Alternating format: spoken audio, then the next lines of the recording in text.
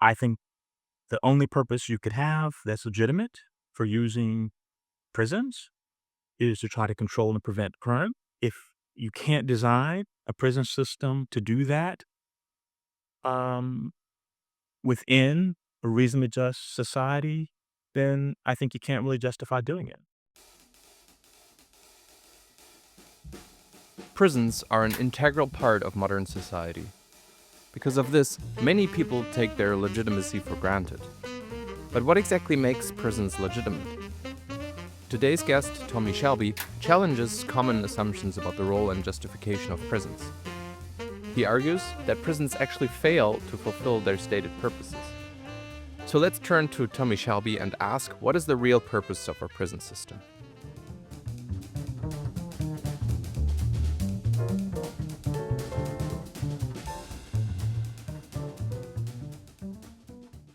I think when it comes to justification of prison systems, there are probably three main justifications that are widely circulate in the public. One focuses on deterrence and suggests that the reason we have a prison system is to discourage people from engaging in crimes. And so the penalty is there to kind of, create fear so people will comply with the law. I think another popular view, though less popular in the United States than it used to be, is rehabilitation. The thought that, crime will happen, people will do these things, but that's usually because people have lost their way and they need a kind of moral form of themselves. And the prison can be a context for that kind of moral reform so that people can be released back into the public and still respect the rights and interests of other people.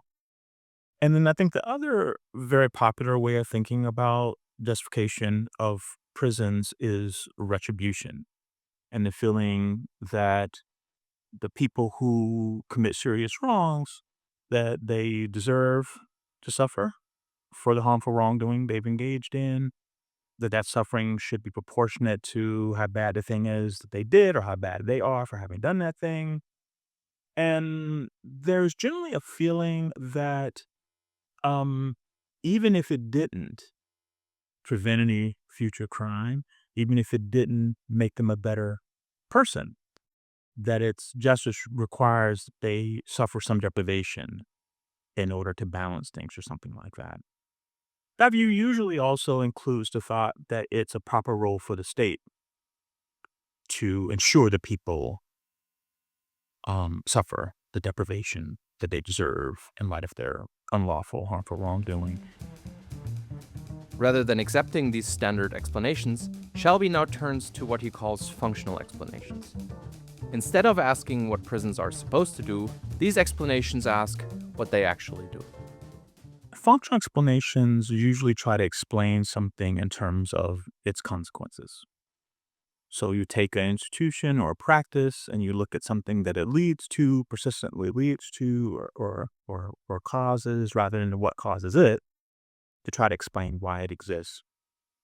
So some people who are very critical of the practice of imprisonment invoke functional explanations as a way of critiquing the practice. And the way they do this is to say, you know, here's a practice that has these often nefarious consequences that are disguised by the reason people often offer for why the prison exists, right? So you can mention the three justifications I offer. You can say, well, people will offer that as justification.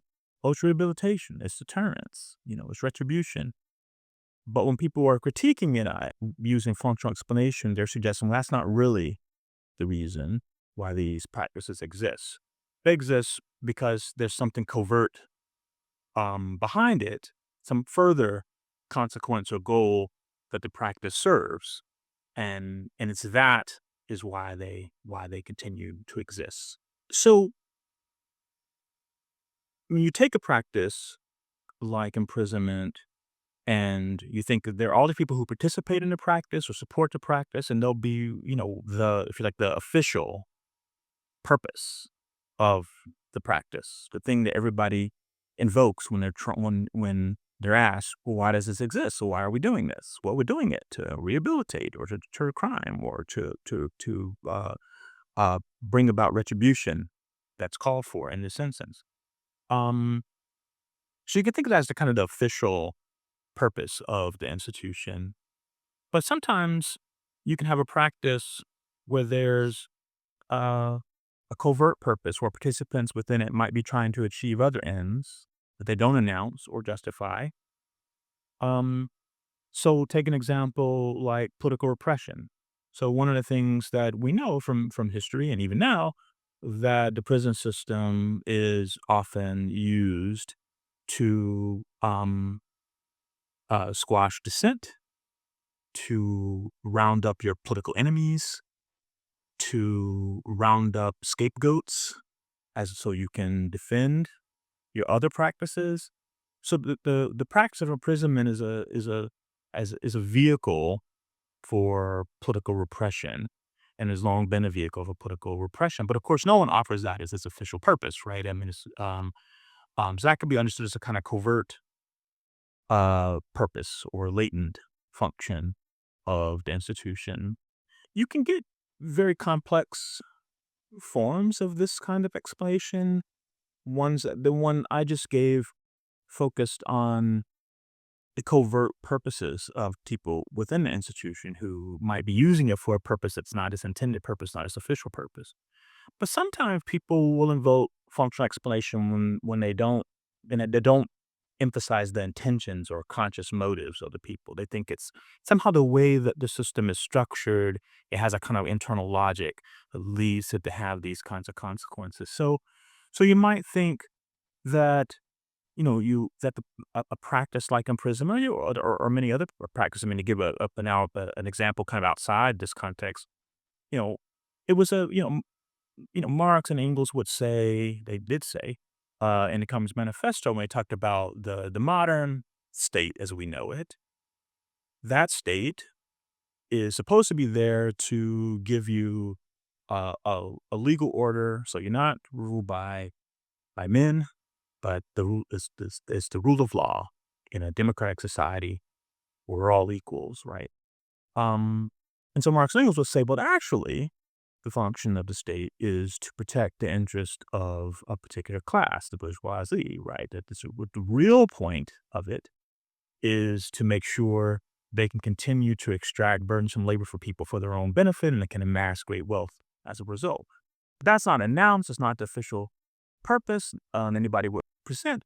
Moreover, nor is it anybody's necessarily intention. It's not like the bourgeoisie gets together and says, "Hey, let's set up a state so we can protect our interests." It's like it's a kind of the logic of the social system and the state within it leads to this consequence that it has this practice, this institution that protects the interests of the dominant group.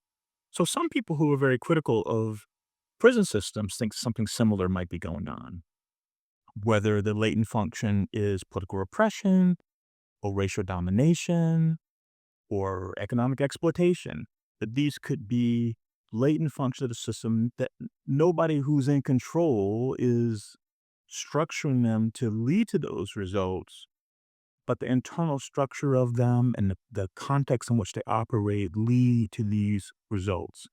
And that's why the prisons continue to persist. So says the abolitionists. Um, and so the challenge for them is to establish that as an explanation for why we have these systems, that the point of them, why they exist, why they persist over time, is not because of these crime control sorts of concerns, because so says the critic, but it doesn't do a great job of that anyway. But these other more nefarious purposes. But let's consider the assumption that the purpose of our prison system is actually to prevent crime. Even then, we can still ask whether they actually succeed in doing so. If they are meant to serve this purpose but fail to achieve it, we are dealing with dysfunction. So whenever you invoke the the idea of a social function, it also raises the question of, can you have dysfunction? So, right. So if you take the distinction between, so there's the official purpose of the institution, when the institution operates according to its normal rules and actually meets that official purpose, so there is crime control, let's say, or there is rehabilitation and so on, and then we say that the institution is operating in accordance with its manifest function, right? So it's not just this official function, I think people say to justify it, but it actually achieves that. But of course, often with institutions and practices, they have an official purpose, but they don't do a good job of actually achieving it. And if there's something wrong with the institution such that it isn't able to achieve that official purpose, well, then we'll say it's malfunctioning or there's a dysfunction in it.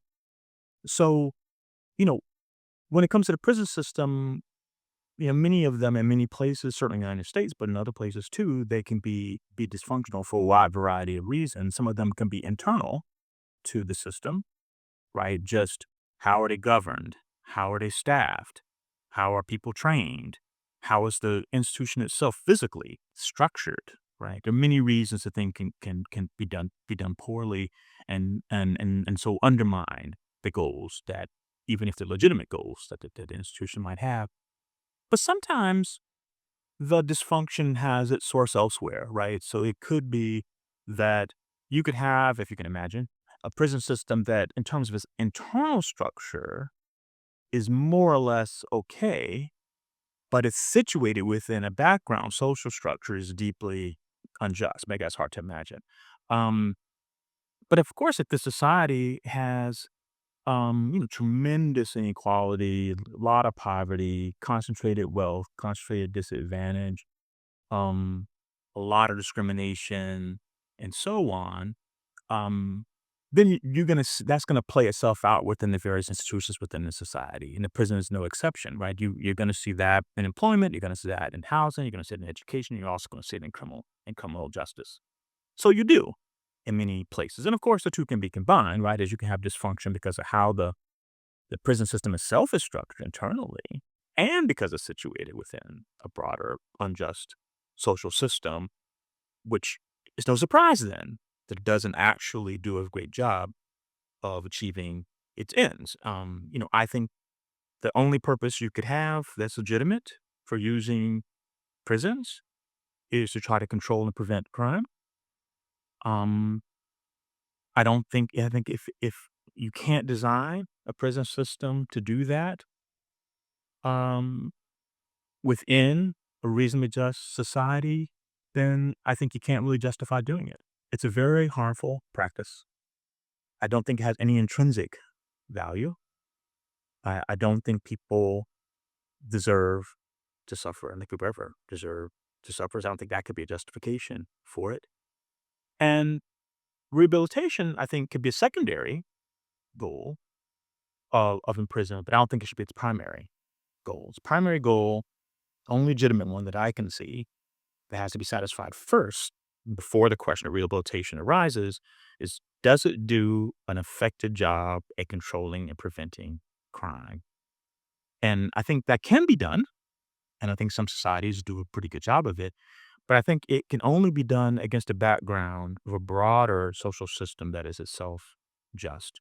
I think otherwise, it has to be dramatically um, shrank so that it is only operates to prevent really the very worst crimes, until you can bring about a much more just social structure.